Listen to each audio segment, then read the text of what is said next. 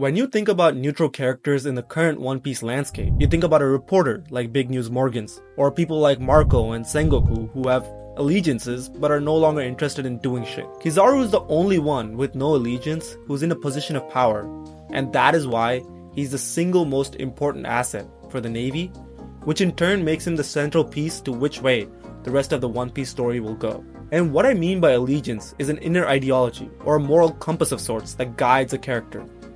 By this point in the story, we have realized that whether you're a marine, a pirate, or a revolutionary does not determine what you do. Fujitora is a marine, but he thinks and acts more like a revolutionary than a marine. And among the pirates, we have straight up terrorists like the Rocks Pirates, to people who want to make their own kingdom like Big Mom or Doflamingo.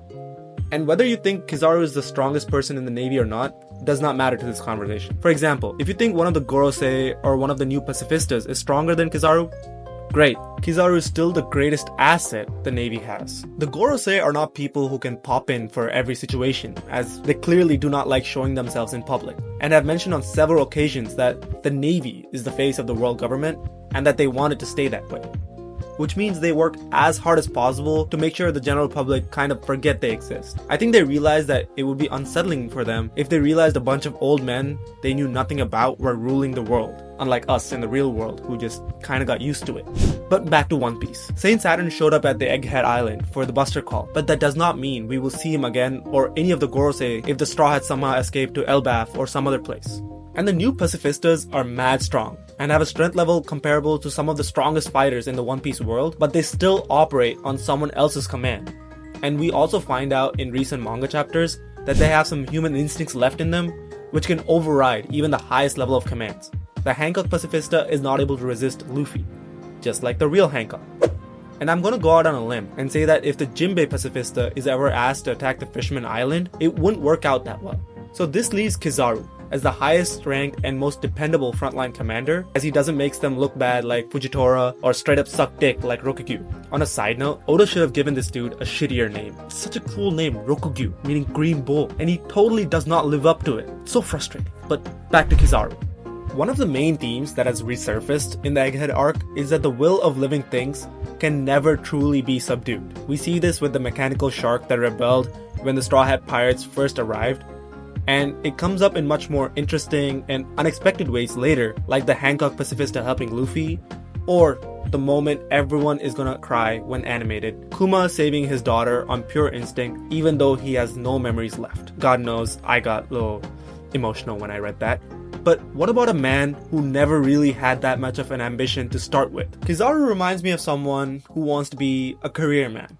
Just go about his business, collect his checks, and have fun with his friends afterwards. But it's a little problematic when you're in a position of power, and everyone you want to be a friend with and just chill around are also really dedicated to what they do. If it comes to fighting for what they believe in, Aokiji, Akainu, Fujitora, and even Rokugyu are the kind of guys who would fight their own mother if they had to.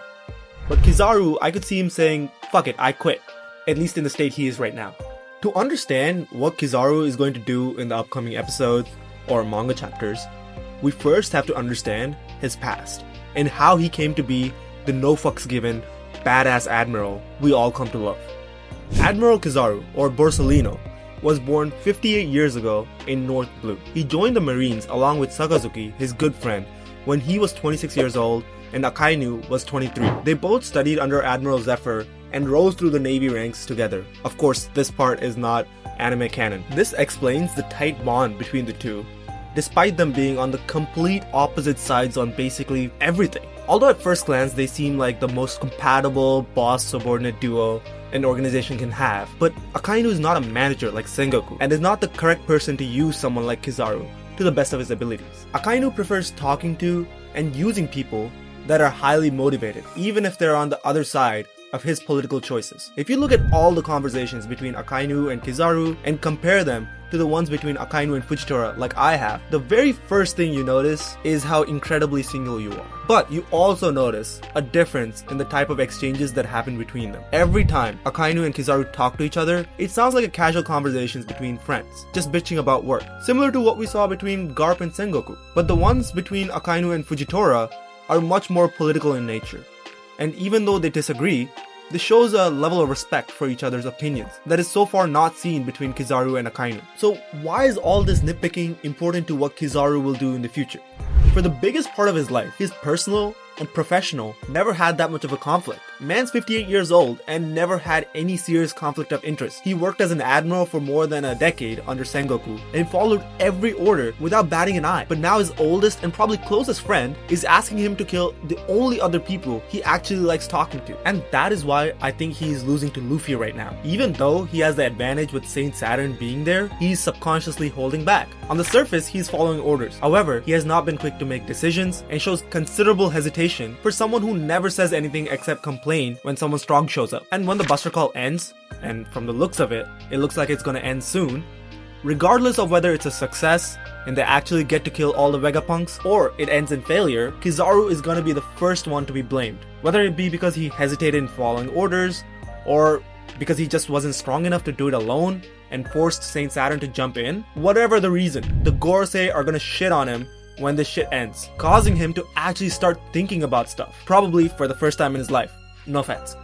And this will be the beginning of the end for the delicate balance that currently exists between the Gorosei, the Navy, the Cypher Pole, and the God's Knights.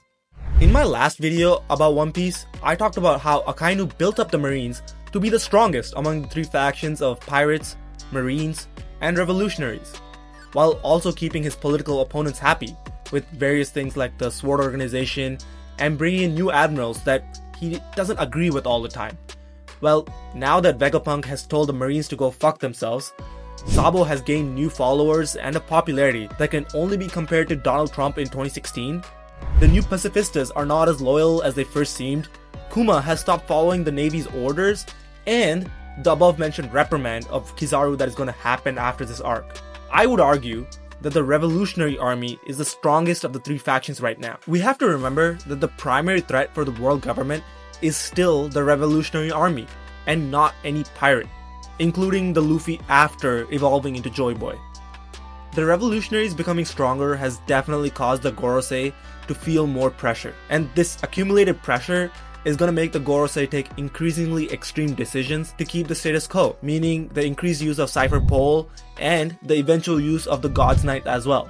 This will in turn weaken their position among the Marines and the general public, and will also cause the fracturing of the Navy's forces among ideological lines. This entire chain reaction will start with Kizaru being reprimanded and forced to change his worldview. And which way will his ideology go towards? Will he become a supporter of absolute justice and fully buy into Akainu's vision?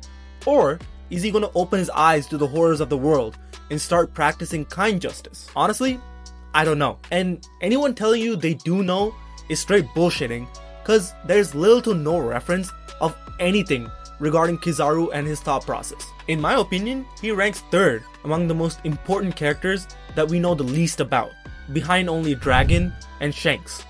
But I do know that whatever path he chooses to follow, he will be stronger after he makes up his mind. It is hard to be motivated and go above and beyond if you have no conviction. That is why he didn't try to win against Rayleigh or make a big impact in the Marineford War like Akainu.